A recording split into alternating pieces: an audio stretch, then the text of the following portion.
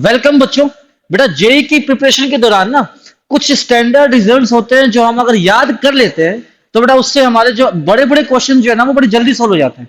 जैसे बेटा हमारे पास ये कुछ स्टैंडर्ड सिग्मा है, हमें इनके रिजल्ट याद होने चाहिए। तो सिग्मा एन जो है उसका ब्रैकेट बनता है बेटा 1+2+3 से लेकर के अप टू एन तक, और इस सिग्मा का बेटा आपका रिजल्ट होता है n+1/2, है ना। उसके बाद का जो आपका नेक्स्ट सिग्मा आएगा वो है sigma N square.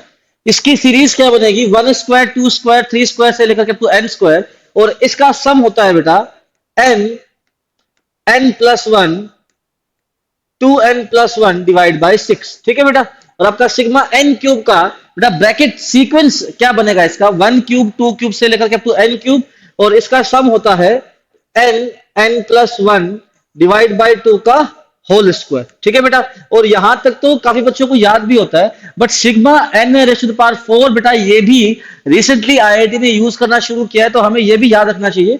Sigma N की पावर 4 का बेटा ब्रैकेट बनेगा आपका 1 की पावर 4 2 की पावर 4 से लेकर के n की पावर 4, और इसका सम होता है आपका n+1 2n+1 into 3n² plus 3n-1 whole divide by 30, है ना।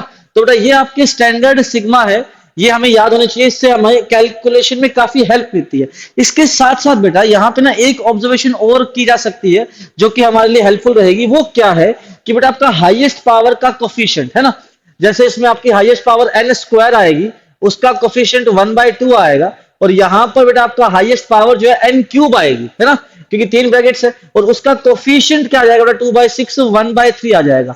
तो ये एक पैटर्न भी हमें काम में आता है कई बारी कि आपका स्क्वायर्स का सम है तो उसका एक्सप्रेशन क्यूब बनेगा, ऐसे क्यूब्स का सम है तो उसका एक्सप्रेशन डिग्री 4 का बनेगा, और बेटा उसमें जो हाईएस्ट पावर का कोफिशिएंट जो है बेटा वो कितना आने वाला है 1/4 आने वाला है। ऐसे बेटा जो हमारे पास पावर 4 का ब्रैकेट जो है वो डिग्री 5 का बनेगा, और इसके अंदर जो आपका कोफिशिएंट आएगा बेटा वो कितना आने वाला है आपका 1/5 आएगा, है ना।